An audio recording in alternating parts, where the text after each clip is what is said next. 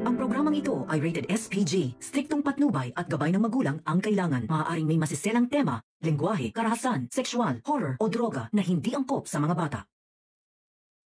Meredith, alam na ang totoong pagkatao nitong si Lilith. Alamin natin. Welcome back sa aking channel, mga kaganapan sa Lilith Matias.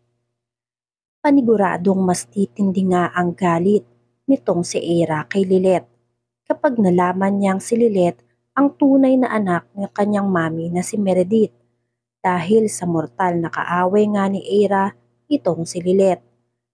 Tapos ngayon ay kapatid pala niya ito sa kanyang ina na si Meredith. At dahil nga kay Patricia, hinabilin nitong si Ramir ang buong katotohanan ay tila kumulo naman ang dugo nitong si Patricia. Dahil sa wakas, alam na nga niya kung sino daw ang malanding babae na pumatol sa asawa niya na dahilan ng lahat kung bakit nasira ang pamilya nila. Dito nga ay kukumprontahin nitong si Patricia, ito ngang si Meredith, sa kanyang office at sasabihin dito ang buong katotohanan na ikagigimbal naman nitong si Meredith dahil hindi niya aakalain na yung taong pinapaiwasan sa kanya ng anak niyang si Eira ay yung tao pala na matagal na niyang hinahanap at matagal nang sumasagi sa isip niya maging sa kanyang panaginip. At dahil inis nga itong si Patricia, galit na galit siya dito kay Meredith. Hindi naman alam nitong si Meredith kung ano ang sasabihin niya kay Patricia dahil ito ngang si Meredith ay gulat pa din nga sa katotohanan na nalaman niya. Sa kabilang banda, handa na si Bonnie na pumanig sa side nitong si Lilith kahit pa nga kakalabanin nila ang ex nitong si Eira. Tila wala nang ang paki itong si Bonnie kay Eira dahil sa kamalditahan at utak kriminal nito. Kaya naman nung araw ng hearing, first appearance nga nitong si Bonnie bilang collaboration counsel nitong si Lilith ay nagimbal nga itong si Eira nang makita ang kanyang ex na si Bonnie. Pero umiwas na ito sa kanya. Sinubukan itanong ni Eira si Bonnie kung bakit siya pumanig sa kabilang panig at sa side pa nitong si Lilith. Pero bigo lang si Eira sa kasagutan nitong si Bonnie. At dahil nga sa nagimbal itong si Eira sa lahat ng nangyari ay hindi siya nagpaapekto dito. Dapat niya daw napatunayan dito kay Bonnie na siya ang nararapat dapat sa puso ni Bonnie at siya ang mas magaling dito kay Lilith. Inihain lahat nitong si Eira, lahat ng ebidensya at witness na nakuha niya. Nakuha ng panig nila. Samantala, ito ngang si Lilith ay inumpisahan na tanungin ang kliyente niyang si Nanay Chato. At dahil nga sa pinagdadaanan nitong si Lilith tungkol sa kanyang ama na si Ramir, ay hindi siya makapag-focus sa ginagawa at pinagtatanggol niya. Kaso sa korte, hindi niya magawa ng maayos ang tungkulin niya dito dahil sa sunod-sunod nitong mali-mali, pinasok na salita na hindi na konektado sa kasong murder.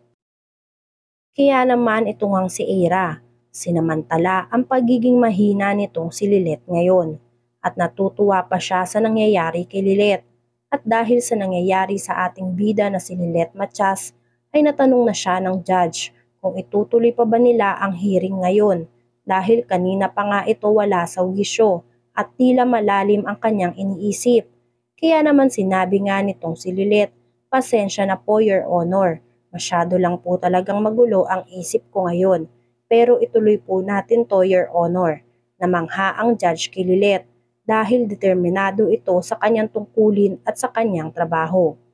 Inulit niya lahat ng katanungan niya kay Nanay Chato at dito nga ay nanumbalik na ang Lilith na palaban.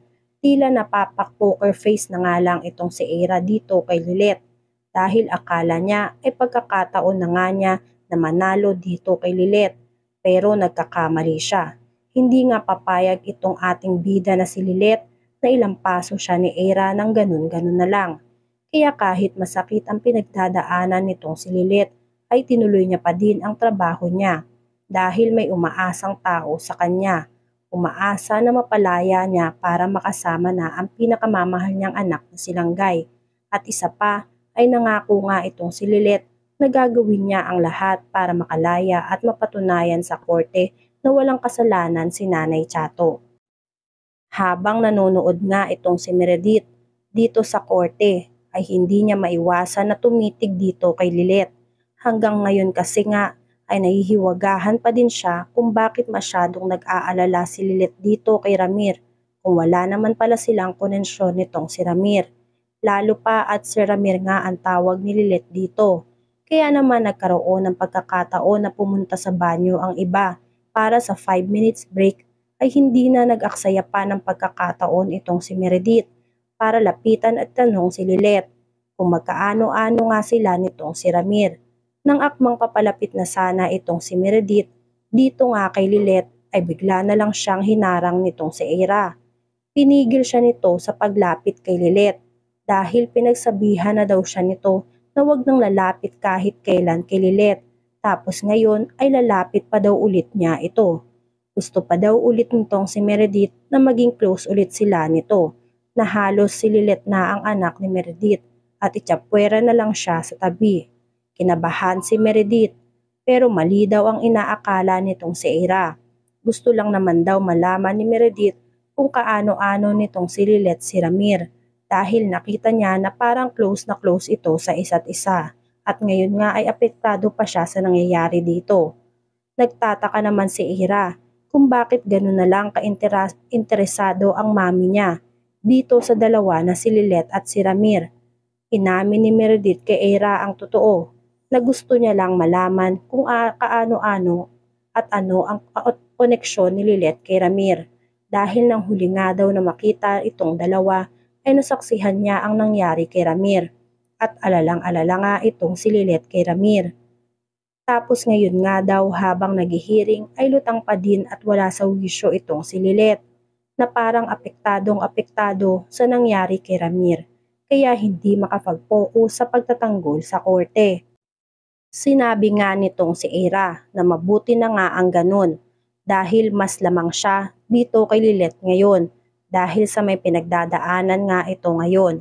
Hindi naman maintindihan nitong si Meredith kung bakit gano'n na nga lang ang galit nitong si Eira dito kay Lilet. Kaya naman sinabi nitong si Meredith dito kay Eira na hindi tama ang ginagawa mo. Dahil kahit may pinagdadaanan ang tao dapat ay irespeto natin ito. Hindi naman mapakali itong si Eira dahil parang pinagtatanggol nga ng nanay niya itong si Lilet. Hindi pa din nga malinaw dito kay Meredith ang lahat. At merong part nga sa puso niya na gustong-gusto niyang malaman kung magkaano-ano ang dalawa. Nararamdaman kaya nitong si Meredith ang lukso ng dugo na namamagitan sa kanilang dalawa ni Lilet? Malalaman na kaya ni Meredith na buhay ang anak niyang si Lily? Malalaman kaya nitong si Eira na si Ramir ang naka one night stand ng mami niya? Yan nga ang mga kaganapan at mga dapat nating abangan dito sa Lilet Matias. Kung gusto nyo pa ng mga ganitong klaseng video ay mag-subscribe at i-like itong video na to. Maraming salamat po.